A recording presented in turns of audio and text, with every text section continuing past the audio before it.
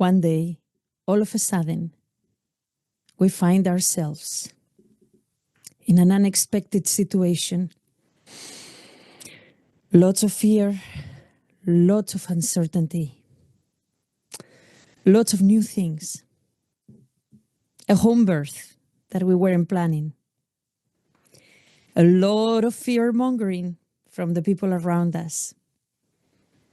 And a lot of searching for information and reassurance. In today's episode, I am going to share with you the story of a very special home birth. I hope you will join me inside for this fun episode.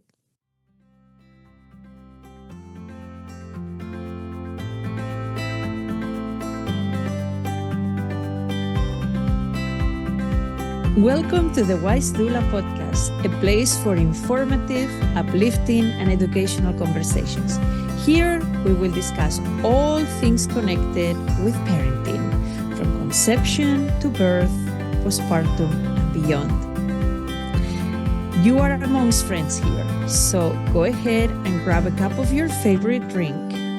Remember, not caffeinated if you are expecting, and join me inside. I can't wait to speak with you. So in today's episode, as promised, I am going to tell you about a very special home birth. Not only a home birth, but a teen pregnancy. And all of it surrounded by a lot of unexpected, a lot of wondering, a lot of trepidation, fear, anxiety, etc. So let me get down to the nitty-gritty, because you're probably listening to me going, Marta, what home birth are you going to talk about? And I hope that today's episode is as fascinating for you as it was for me and my husband. Now, of course, I deal in this type of business. Birth is my business. Parenting, bringing new life is my business, right? Helping new life unfold and develop. Helping families unfold and develop with a new life. So this story begins last year, quite a while ago, when we were adopting a little puppy, a female puppy.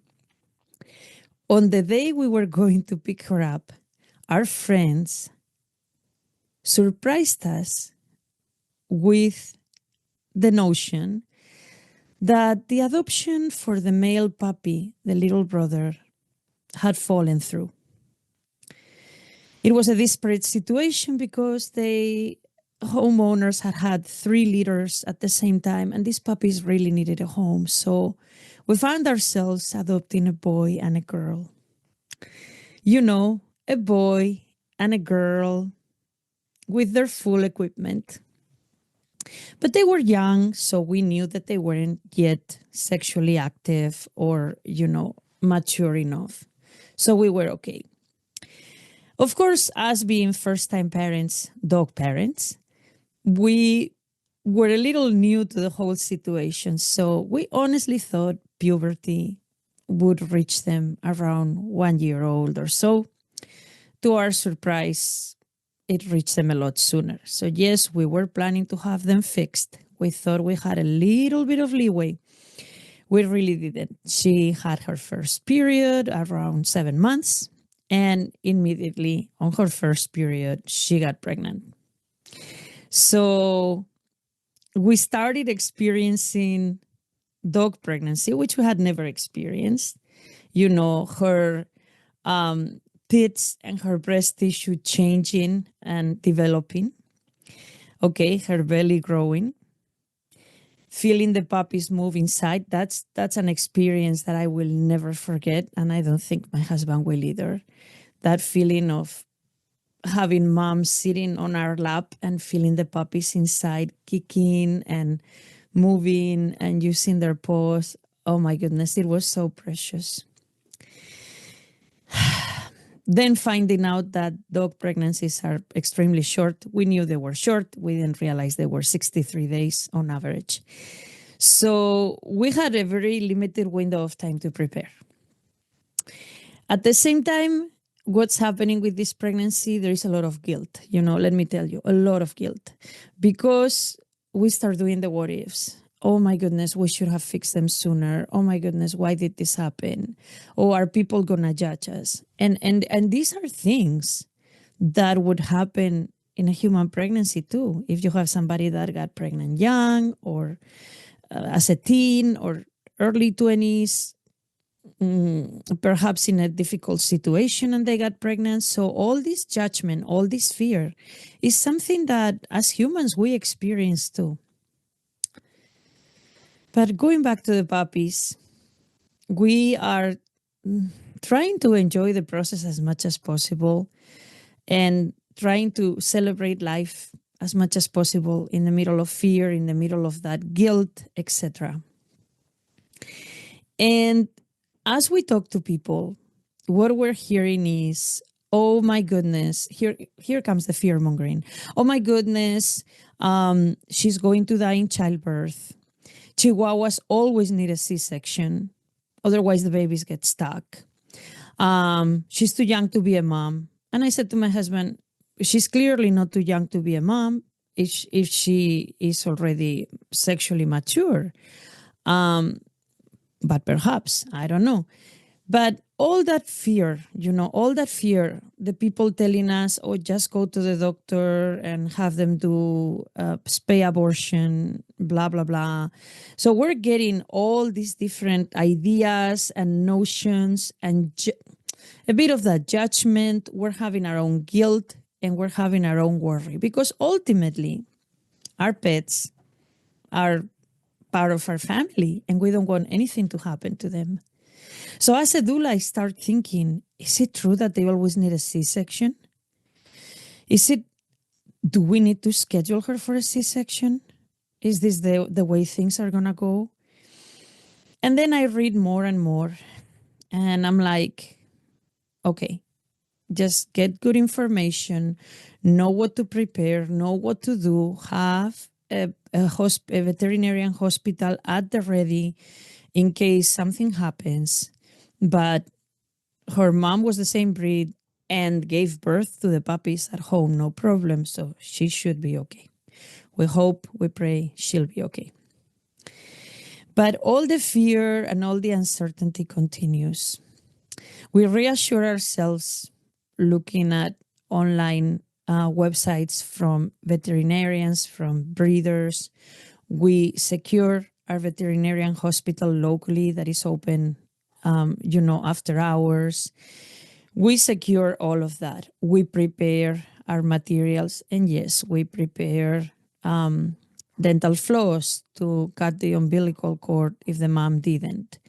We prepare the aspiration bulb, in case we needed to clean, the airways of the puppies. We prepare disposable pads and a birthing area for her and everything. And to top it off, the time when she's about to give birth, and you're supposed to do the temperature to see when the temperature changes. That's a sign that labor is going to start. We didn't get to do the temperature part. So we knew roughly that within that week or 2 weeks, that was the window. To top it off, it is during one of the 2 big hurricanes that we got in Florida this year. And sure enough, I have a gut feeling she's going to go into labor during the hurricane. Lucky for us, this area was not hit extremely hard. It was lighter, but it was definitely coming for us. So that added to the whole fear. And then the after-hours hospital that opens is closed because of the storm. And we find out we would have to drive an hour and 15 minutes to the other hospital location, which is not close. And that's the only one in the area, okay? There is no other one. So that adds to the uncertainty and anxiety and etc. But my husband and I work together. We look up resources together. We prepare together. Buy a little kiddie pool for her to give birth. And we are confident that everything is going to be okay. And if it's not, we have the tools to help it, you know? We also hire an online veterinarian service where we can also ask questions, and chat with the veterinarian. So that also helps. And so 5 a.m, my husband comes and says she started panting, labor is starting. So we go into labor, super worried about her, but knowing that even though it's her first time, she will know what to do and we will be there to help her. And so the first puppy starts coming out. We see the tail moving and the legs moving. And then that puppy gets stuck in the birth canal. And I read later that puppies, just like human babies, can have shoulder dystocia, which is where either one or two of the shoulders get stuck in the birth canal, like the baby doesn't rotate the way it's supposed to rotate, and there is a stuck situation. So that happens with puppies too. And so the baby gets stuck. It's like half and half. And we're really worried. We're really scared. We're ready to call the hospital. But again, I have a good intuition. We try to help maneuver the baby a little bit, gently. Nothing happens. And before jumping in the car and taking her to the hospital, we wait just a few minutes. And I have a good intuition that the next contraction is going to release the baby. And sure enough, the next contraction releases the baby. Of course, the baby by then has passed because of no oxygen. So we're really sad. We're crying and really devastated, but we knew that it's bound to happen in a litter. Maybe not all the puppies are born alive, and it happens. So we are sad. And we're also worried about mom. Okay, what's going to happen? Do we need to jump in the car? Is she going to be okay? Sure enough, the next 3 puppies come at a good rhythm, no problem. They sleep out, mom cleans them, bites the umbilical cord, everything. We help the ones that we need to. Everybody's good. And so by 11 a.m. or so, she's completely done. She's resting. And the puppies are resting. The puppies are this, she's a Chihuahua, so the puppies are tiny and beautiful. The interesting thing throughout the birth is that I was like, I have trained for birth to support birth, and I know the science behind it. Dog, human, we're still mammals. In essence, we are. And so I was like, I'm okay. But I'm also really worried because, she's a member of our family. Everybody has scared us into thinking everything was going to go wrong. It didn't. But all that fear really played into the situation. And that's what happens. A lot of times, everything that you hear erodes at you, doesn't it? And you sort of throw it in your backpack and you sort of carry it with you into your birth or into your postpartum because of all the things that you have heard. So the interesting thing is me being the doula and thinking I'm going to carry the weight of that birth. And let's be honest, the weight of that birth was carried by mom. Okay, that's it. She was the one giving birth. We were just supporting her. Interesting enough, my husband is the one that carries the weight of the birth along with mom. He's the one that is hands-on in the middle of the action. He's like, I said, maybe you were more of a doula than I was. He's like, no, I was like the OB, So it was really funny. He really jumped into action and he was taking charge and I was supporting him. And like I said, we let nature take its course, do what it needed to do. And even though it was her first time, she knew what to do because instinct told her what to do. She knew she had to clean the baby. She knew she had to bite the umbilical cord, etc. She knew she had to nurse them, etc. So It's really spectacular and special, And it was such a learning experience for us, such a learning experience. What are the things that we learn and that we have been learning since they were born? Because it's been a lot of learning these past 2 months, let me tell you. What are the things that we learned that I could compare to human birth and we can use as well for human birth? We learn about the importance of talking to experts, whether that was veterinarians or whether that was experienced breeders that have had several litters at home and know how to handle the process of birth. So we use both direct messaging, chat, video, etc. So that was very helpful. Okay. Finding the experts. That was number one.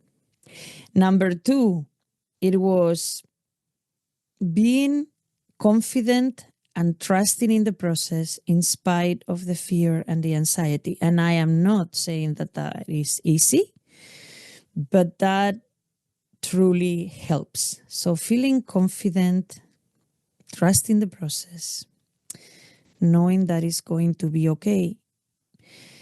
And three, having resources in case things don't go okay and you need to adjust or tweak or change. That was really important for us. Those three things were really important for us. And it makes me think, if we are talking about human birth, isn't it true that the same thing happens? You're a first-time mom, perhaps, and you have a lot of uncertainty, fear, anxiety, perhaps.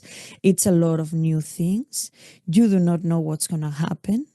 And you listen to a lot of stories, comments. Some are good comments, some are so-so comments, some are scary, some are supportive. You listen, and you take it all in. And perhaps you're like, no, I'm okay. I heard those comments. I'm okay. I'm still going to do what I'm going to do. Or perhaps those comments are feeling like the weight of the world is on your shoulders and they are really weighing you down and really, messing you up in a way. And of course, this is your birth. My goodness. Or this is your fertility journey, your birth, your pregnancy. Of course, you want to do everything right. You want to make sure that you're doing the best for your baby. You want to really be 100% sure of everything, confident in everything. That's not the reality of life, right? We're not always 100% sure, 100% confident. You might be a person that says, no, I'm okay. I'm okay. The doctor has things figured out. That whatever they tell me at the hospital, this is a comment I hear a lot from parents. New parents, second-time parents. No, it's okay. The hospital will tell me what to do. I trust them. Of course, you should trust your doctor. Of course, you should trust the medical team that you're working with, whether it's a midwife, hospital OB, etc. Your labor and delivery nurses as part of the team, etc. But I want to caution you against thinking, oh, it's okay, whatever they tell me. It's okay, I trust them. They have things figured out. You are the most important piece of the puzzle. Remember how I said my husband and I helped, but she was carrying the weight of the birth because she was giving birth? If you are the expectant mom, you are carrying the weight of that birth, okay? The medical professionals are there to support you, to help you, to assist you, but you are carrying the weight. You and your partner are the most, and of course your baby, are the most important pieces of the puzzle. So do I think it's important to get ready while you're pregnant? Absolutely. Do I think that blindly leaving everything and giving away all of your power and leaving everything in the hands of your medical team and kind of going, oi, whatever they tell me to do, oi, whatever they decide, oi, is not the best idea? Of course, because the value and the power is in getting, like I said, getting that good information beforehand, understanding what is going to happen, why is it going to happen, understanding where you have choices, where you can say yes, maybe, no, please explain more, okay? Understanding where your support systems are as well.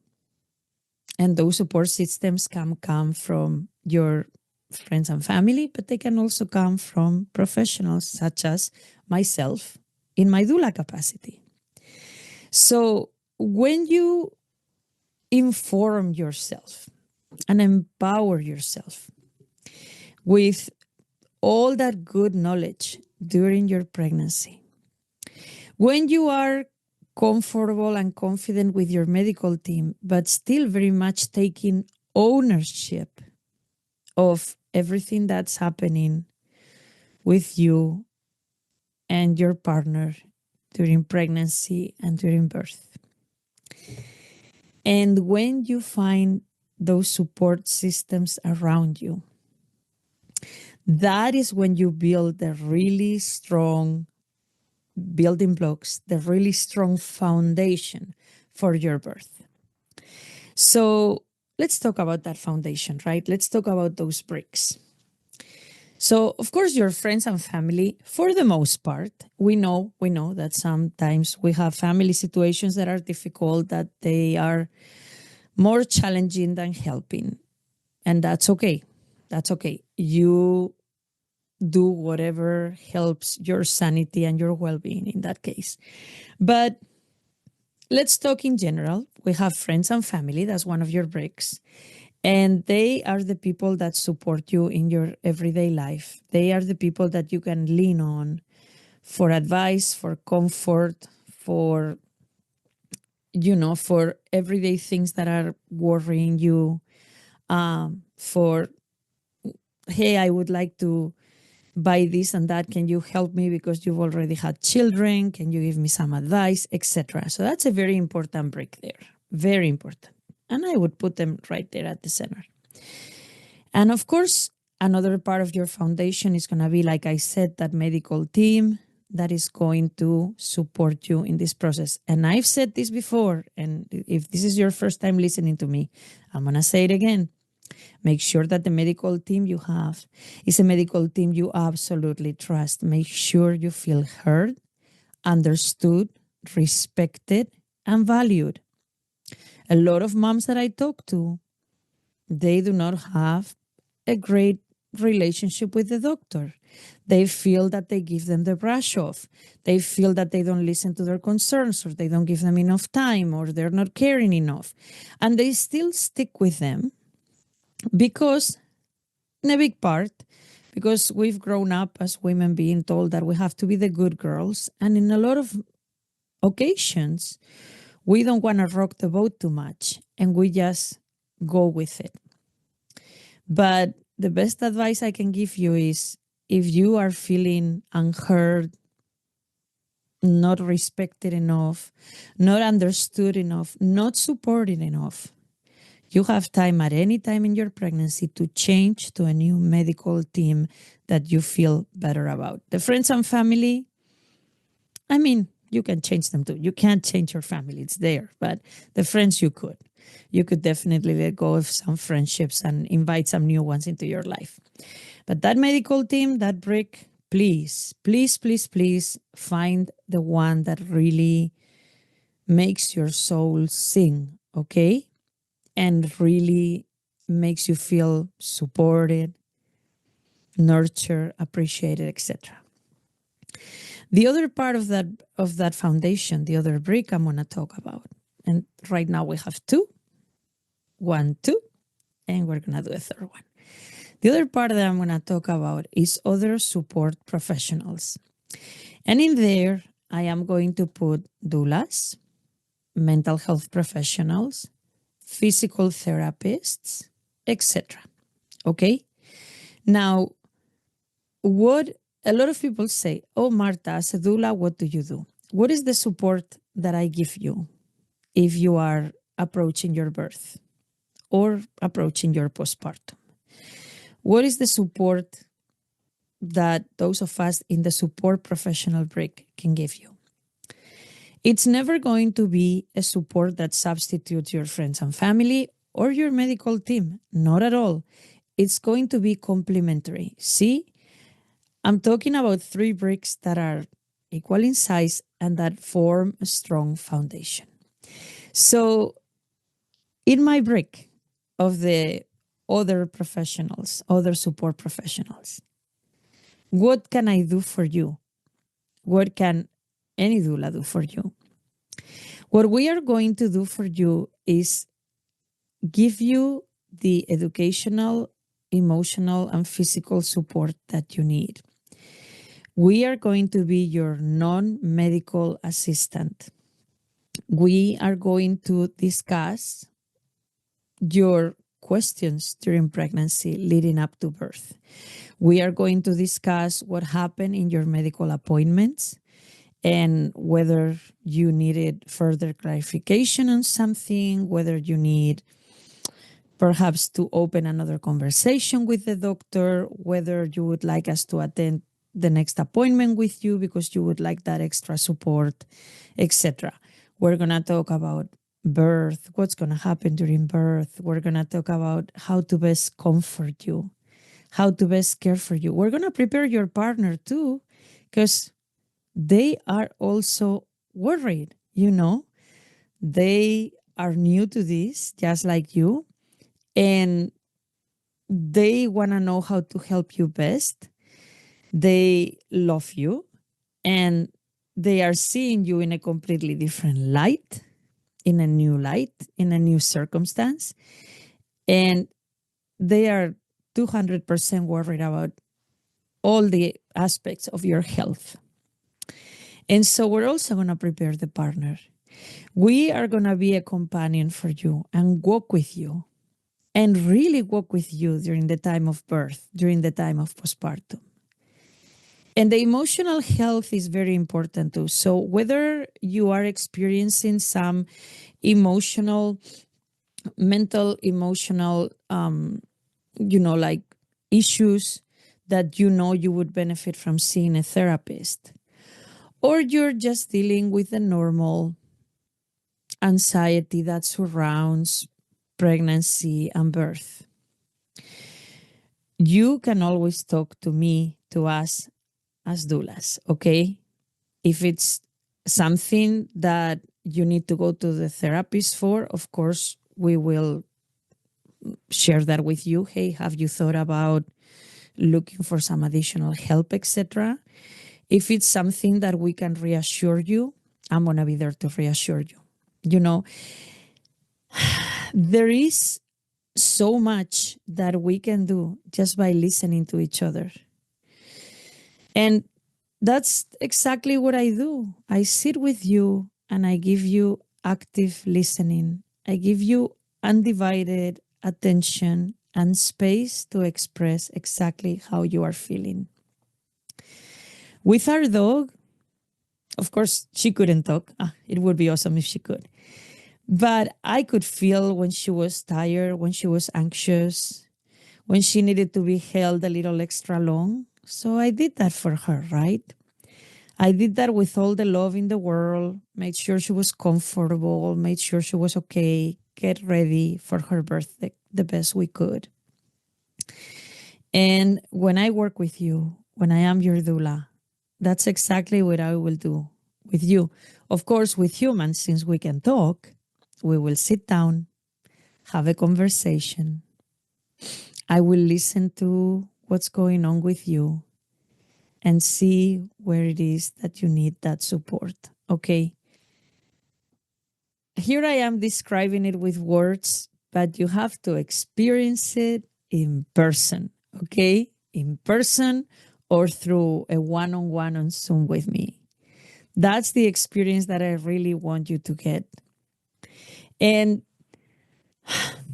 let me tell you, there's nothing that makes me happier than helping welcome new life into the world, whether that's puppy new life or human new life. And I believe in the power of community. I believe in the power of those bricks, 1, 2, and 3: medical team, friends and family, other support professionals, including your doula. I believe that those bricks make the foundation of a really strong house and a really strong, beautiful birth. With the understanding, of course, that birth can throw a myriad of things at us. We might be planning A, B, and C, and then things can go D, E, and F. That's okay. That's okay. But being there with you for the process, supporting you every step of the way, complementing the beautiful support you're getting from your medical team and your family and friends. That's exactly where I come in. And I cannot tell you, puppy, human, new babies just make me jump for joy.